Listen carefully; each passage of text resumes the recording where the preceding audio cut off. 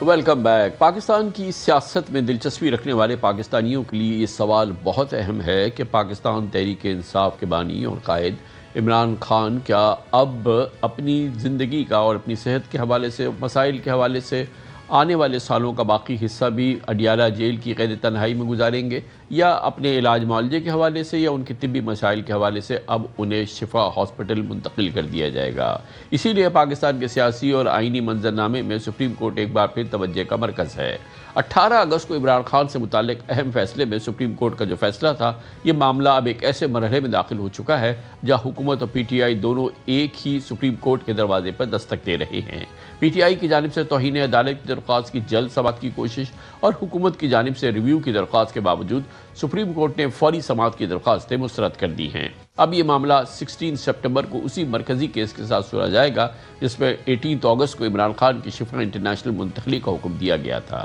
Justice شاہد Waheed, justice نعیم اختر افغان اور justice اشتیاق ابراہیم پر مشتمل وہی 3 رکنی سپریم کورٹ بینچ اس اہم معاملے کی سماعت کرے گی جس نے 18 اگست کو فیصلہ کیا تھا۔ پی ٹی آئی کی جانب سے بانی چیئرمین عمران خان کی بہن ڈاکٹر عظمی خان نے درخواست کی ہے کہ انصاف کے تقاضوں اور عمران خان کی صحت کی صورتحال کو مد نظر رکھتے ہوئے توہین عدالت کی درخواست کو رواں ہفتے سماعت کے لیے مقرر کیا جائے۔ درخواست میں پرائم منسٹر شہباز شریف، لاء منسٹر اعظم نذیر تارڑ اور انفارمیشن منسٹر عطا اللہ تارڑ اور دیگر 4 افراد کو فریق بھی بنایا گیا ہے۔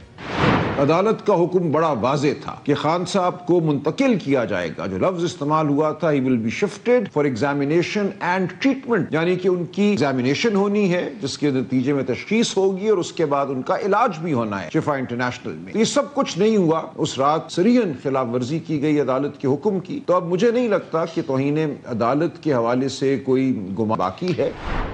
ابھی تک یہ بات واضح نہیں ہے کہ 16 سپٹمبر کو یہی بینچ حکومت کی اس ریویو کی درخواست کی بھی سماعت کرے گی یا نہیں، جس میں سابق پرائم منسٹر کو شفا ہاسپٹل منتقل کرنے کے فیصلے کو چیلنج کیا گیا ہے۔ اصل تنازع 18 اگست کے سپریم کورٹ کے حکم سے شروع ہوا جس میں 3 رکنی بینچ نے عمران خان کو شفا انٹرنیشنل ہاسپٹل منتقل کرنے کی ہدایت کی تھی۔ عدالت نے اپنے ریٹن آرڈر میں قرار دیا تھا کہ دستیاب طبی رپورٹس بادی نظر میں عمران خان کی صحت میں خرابی کی نشاندہی کرتی ہیں، اس لیے عبوری طور پہ ان کے میڈیکل ایگزامینیشن اور علاج کے مناسب انتظامات کیے جائیں۔ لیکن 21 اگست کو عمران خان کو شفا انٹرنیشنل کے بجائے الاسوا پمز لے جایا گیا، جہاں میڈیکل ایگزامینیشن کے بعد ڈاکٹرز نے انہیں میڈیکلی فٹ قرار دیا اور چند گھنٹوں بعد انہیں دوبارہ اڈیالہ جیل منتقل کر دیا گیا جہاں انہیں ایک بار پھر قید تنہائی ملی ہے۔ اس تمام تنازع نے سپریم کورٹ کی اپنے احکامات نافذ کرانے کی صلاحیت کو بھی ایک بار شدید بحث اور سوالات کی زد میں لا کھڑا کیا ہے۔ پی ٹی آئی کا موقف ہے کہ عدالتی حکم پر اس کی روح کے مطابق عمل نہیں کیا گیا۔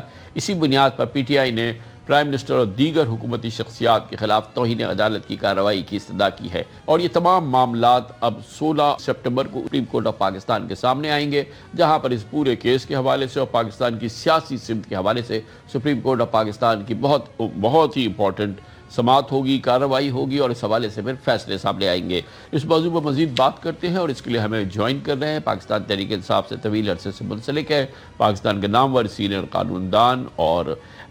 پی ٹی آئی سے منسلک سینیٹر جناب بیرسٹر علی ظفر ہمارے ساتھ موجود ہیں۔ بہت بہت شکریہ بیرسٹر صاحب، آپ نے ہمیں جوائن کیا ہے۔ یہ فرمائیے گا، پہلی بات تو یہ ہے کہ یہ بظاہر یہ لگ رہا تھا کہ عمران خان کی سسٹر کی جانب سے جلد از جلد سماعت کی درخواست کی گئی ہے، اور عام خیال یہ ہے قانونی ماہرین، آئینی ماہرین کے نزدیک کہ سپریم کورٹ آف پاکستان کے اس انتہائی اہم فیصلے کو فلاؤٹ کیا ہے، گورنمنٹ نے ڈس ریگارڈ کیا ہے، کمپلیٹلی ڈسمس کر دیا ہے، تو ہو سکتا ہے کہ اس کی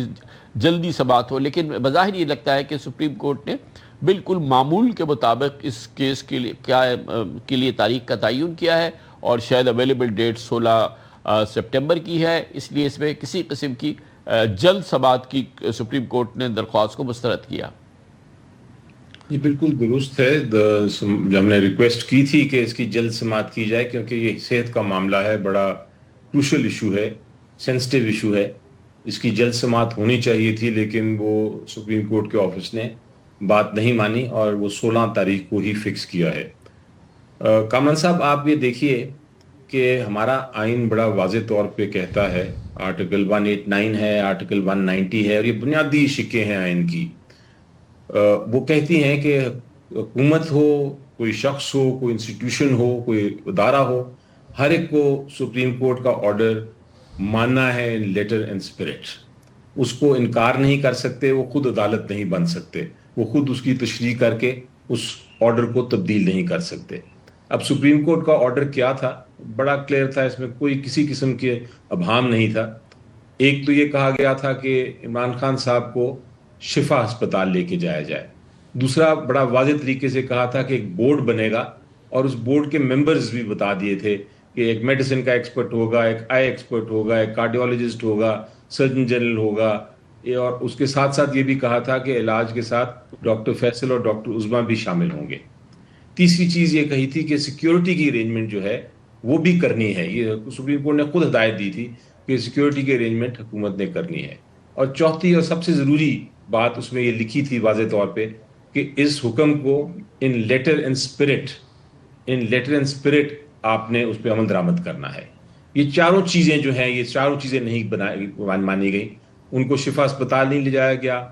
بورڈ نہیں بنایا گیا, ڈاکٹر فیصل کو نہیں شامل کیا گیا, اور آرڈر کو لیٹر اینڈ اسپرٹ میں اس کی بالکل اس پہ عمل درآمد نہیں ہوا, بلکہ الٹا تبدیل کر لیا. تو میں سمجھتا ہوں کہ جب ایک ایگزیکٹو, ایک حکومت عدالت بن کے عدالت کا حکم تبدیل کر دیتی ہے از خود, تو یہ پھر ایک کنٹیمپٹ آف کورٹ ہے, یہ پھر ایک عدالت کی عزت کی خلاف ورزی ہے. اور آرٹیکل آپ کا آئین کا کہتا ہے کہ آپ کو سزا بھی ہو سکتی ہے.